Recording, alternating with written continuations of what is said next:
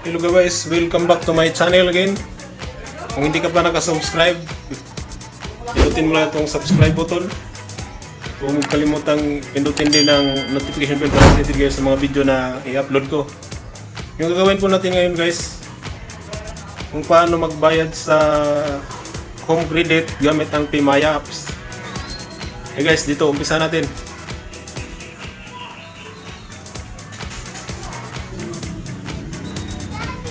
Open po natin yung Paymaya apps. Tapos password.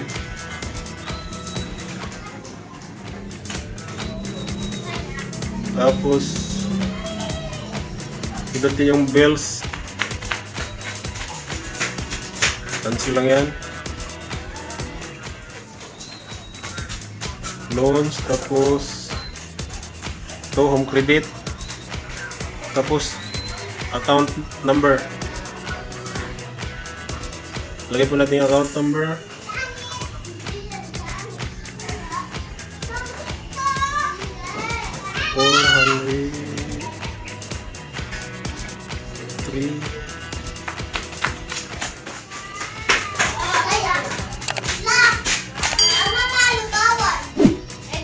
Tapos kung magkano yung dapat babayaran.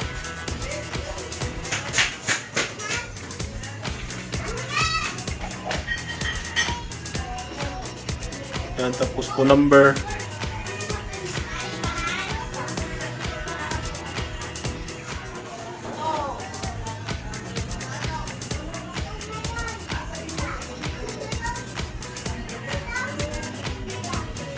Tapos yung name. Kung anong name nakalagay nyo doon, kung yung kumpletong naka-register nyo doon, yun lang i-type sa inyo. I-type nyo. Kasi hindi yan papasok pag mali yung pangalan eh. Tapos continue lang. Yan, tapos 469. May charge kasi ito na ano, 15 eh. Kaya naging 869 na. Tapos yan o, yung mga breakdown. Tapos pindutin mo lang yung pay.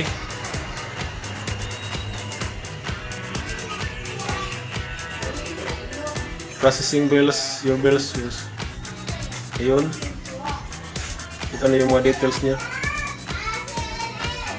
Tapos kung sino man yung ayun, may confirmation na message dumating. Yan.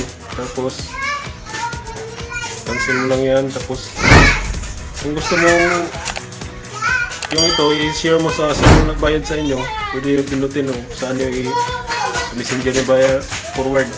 Yan lang. Pindutin mo lang, tapos hanap kayo ng pangalan ko sino yung nagbabayad sa inyo. Yan lang po guys. Tapos ayun, nagbawas na po yung ano natin. Binawasan na. Kasi okay na, transact na yung binayad po natin. Tapos cancel lang. Ayan po guys. Maraming salamat po sa inyong panonood. Sana may natutunan po kayo. Yan pong video natin kung paano magbayad sa home credit gamit ang Paymaya. Ayan po guys. Maraming salamat po.